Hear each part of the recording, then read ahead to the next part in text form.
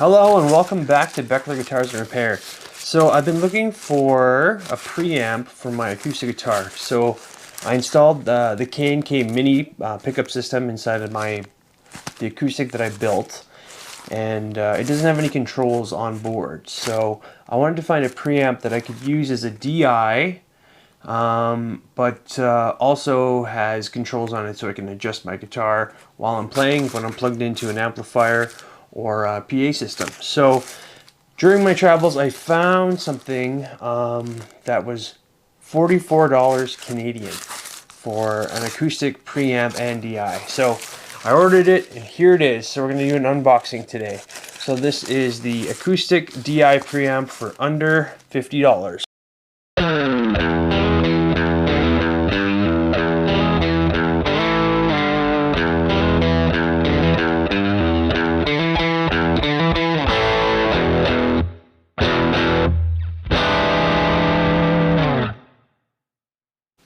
Alright, so here we are. The brand of this is Caline, and the model is the CP40 preamp DI box with anti-feedback control for acoustic. So let's go ahead and open it and see what it is. Again, this was I actually found this on the Best Buy website in Canada, and it was $44, which is a crazy price for what it is. So okay, here we are. So there it is. It's the Caline CP40. So it comes in kind of like a satin box. It says the user's manual back. Welcome to the Caline CP40 acoustic guitar effects pedal. Please read your user manual before operating. It's a preamp and a DI box for acoustic guitars. And then just a couple other tips. When using this DI box, you must use the input knob of the DI box in order to avoid overloading your acoustic guitar EQ. If overload occurs, please reduce that volume.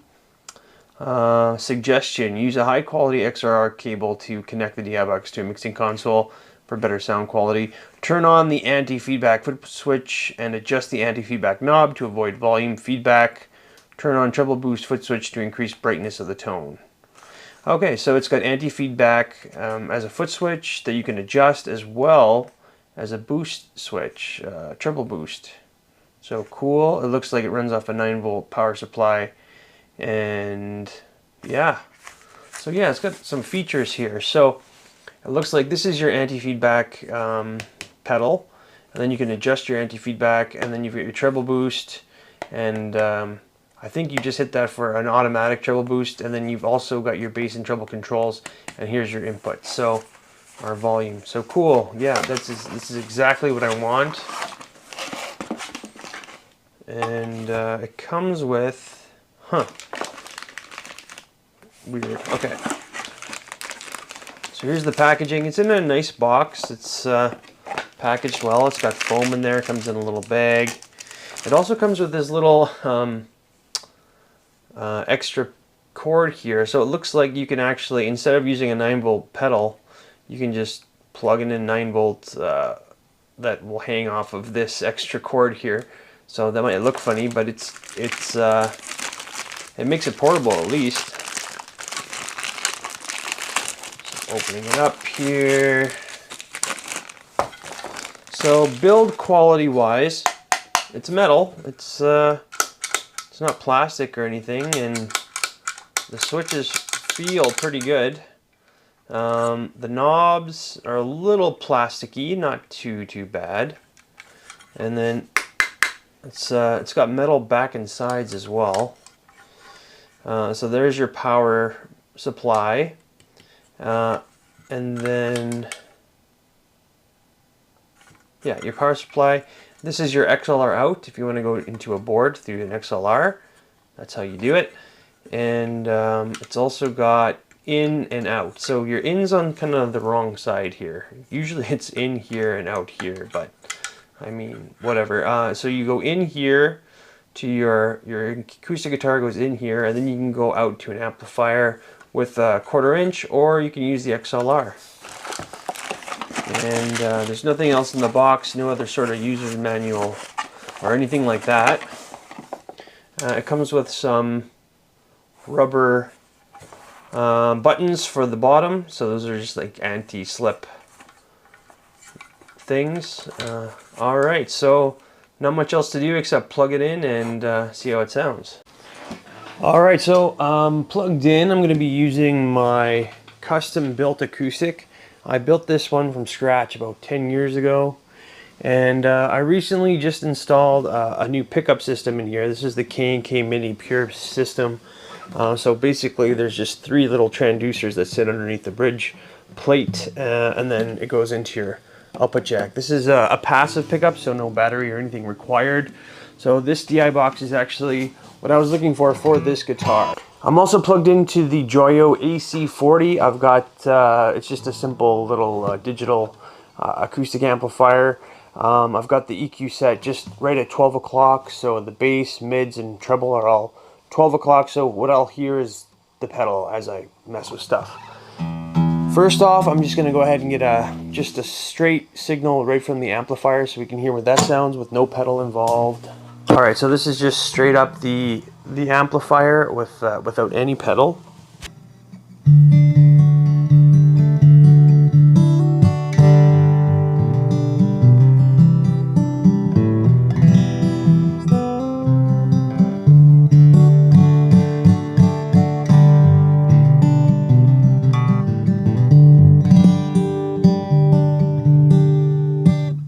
Okay, so now I'm plugged into the pedal. I've got the amplifier's volume up very high, so I can do most of the adjustments on the pedal here. And so you've got an input here, so you adjust your input. This is kind of like a volume slash gain knob. So you can adjust your input until you're clipping. And then you can turn that up or down as you prefer.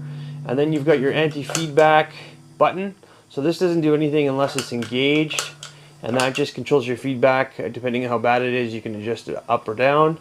Then you've got your bass control here, so that's just how much bass is coming out of the guitar in the signal. And then you've also got treble. You've also got a treble boost here at the bottom, so that just gives you a little bit more boost. So let's go ahead and I'm just going to run this flat. So 12 o'clock bass, 12 o'clock treble. And I'm just going to adjust the input so it's not so loud. A little bit more. So then we're starting to hear a little bit of feedback there. So I'm going to go ahead and turn on the anti-feedback. See if that gets rid of it. And indeed it does. Alright, so I think that's about a proper guitar volume. So let's go ahead and hear how this sounds.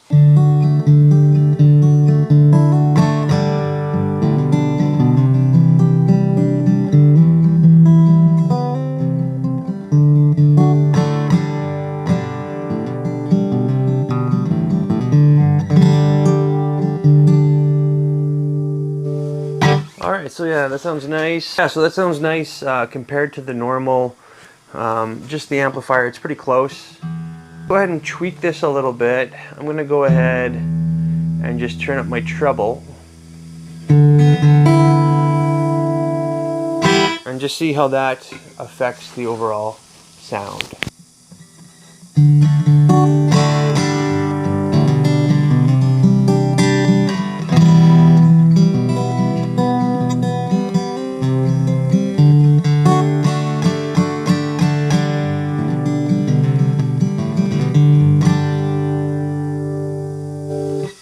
Alright, yeah, you can definitely hear the treble boost. I'm just going to go ahead and adjust that while I'm playing.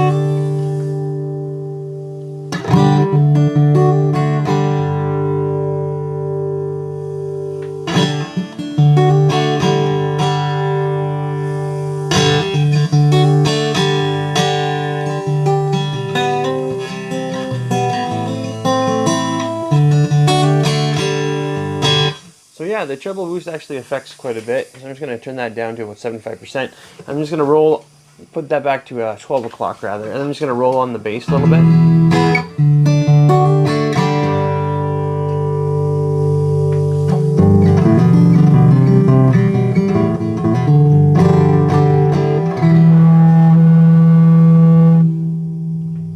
So yeah, I was getting some bass feedback. anti-feedback there, but I turned on the anti-feedback even higher. It's still going. So it's that feedback button isn't infallible, so still gotta watch it a little bit. So, but you can definitely hear the bass increasing as I do that. So yeah, it's a pretty responsive EQ on there, which is nice. I'm gonna go ahead and try the treble boost. So I'm just sitting at 12 o'clock. I'm gonna turn on the treble boost.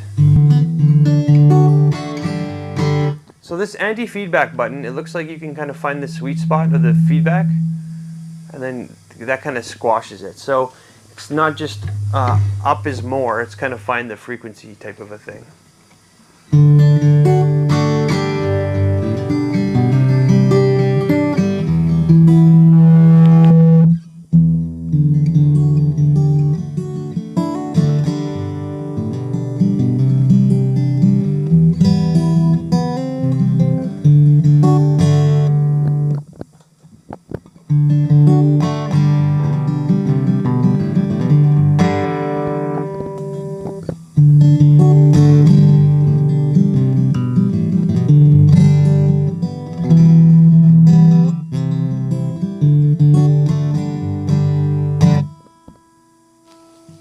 Alright, now I'm just going to mess with the pedal a little bit and just see how it affects things in kind of real time here, just to see what the different things do. So, turning off anti-feedback.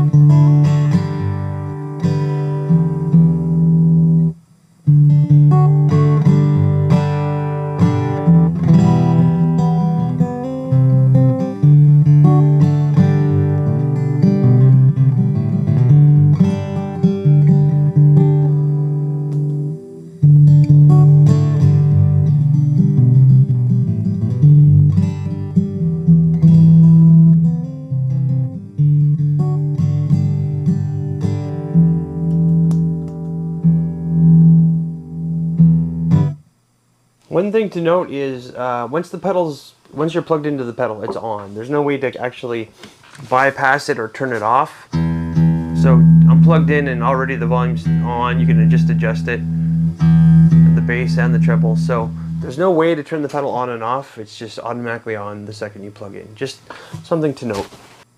I'm just going to go ahead and turn it to what I deem is the best sound for this guitar. Again, this guitar is a little bit bassy, so I want to have a little bit more treble coming out of it.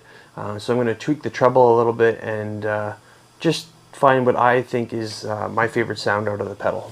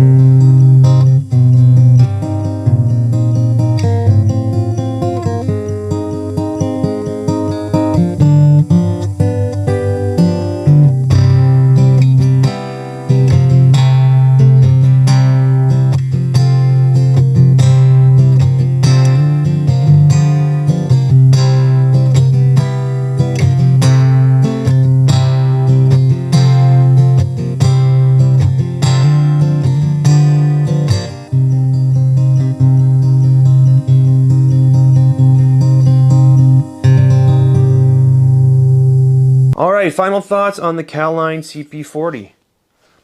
It's great. I mean, for the price, it's truly outstanding. I mean, $40 for a preamp slash DI box is pretty wild. It does everything it says it does. It seems like it's nice and clean. It doesn't mess with the signal too much. It's got responsive bass and treble controls and gain and volume controls too. The anti-feedback works really well. The treble boost is great too. It seems like it adds a little bit of compression as well. I don't know what's in that circuit, but I found it, even when I wasn't using the treble as much, like even with the treble turned down, the treble boost kind of sweetened the sound a little bit. I don't know if it's running it through a little bit of compression or something like that, but there's a little bit of magic to the treble switch. It's weird that the ins and outs are reversed, but I mean, it's not that big of a deal. If you're running it in a pedal board, it might be a little annoying, but other than that, I mean, it's robust. It's all metal. It's a good construction, and it does exactly what I need it to do. And for $40, I think I'm going to be gigging with it in a couple weeks. I like it that much, and definitely does what it says it's supposed to do. I think when I was looking for DI preamps, I think the base price was like around $150. And then they go up and up from there. You can get really fancy ones for like $300-400 bucks. So this being $40 and pretty darn usable and sounds pretty good, I think is a crazy good deal. So you can get this on Amazon. I think the Amazon prices was slightly higher than the Best Buy price. I bought this on the Best Buy Canada website. It's through a third party, so it's not sold by Best Buy. It's just kind of on their website. But I'll put a link in the description to this on the Best Buy website, and I would definitely pick one up if you're in the market for it, because there's nothing that really touches it in terms of price, and there's nothing wrong with it. It's robust, it's sturdy, it does what it says it's supposed to do. It has pretty good quality of sound and everything, so yeah, this is a very good deal. Go check this out. Alright, that's going to be it for today. Thanks for tuning in to Beckler Guitars and Repair, and I'll have more for you really soon. Thanks a lot.